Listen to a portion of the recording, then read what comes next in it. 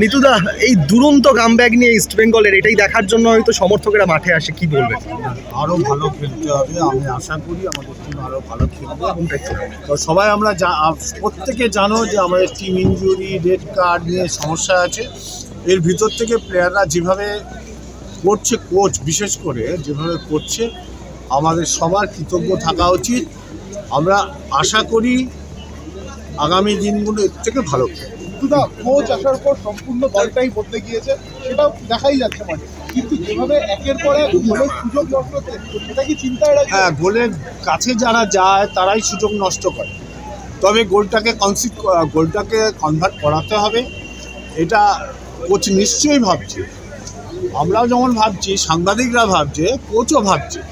আশা করি এর পরের থেকে আস্তে আস্তে, গত ম্যাচেই তো 4 গোল করে, তো এই ম্যাচে একটা সত্যিই মিস হয়েছে, 3-4টে গোল করা উচিত ছিল, কিন্তু করতে পারিনি। কিন্তু এখন 3 পয়েন্টটা আমাদের কাছে সবার আগে লক্ষ্য। 3 পয়েন্ট নিয়ে বেরোতে হবে। প্রথম 6টা কি দেখছেন তাহলে?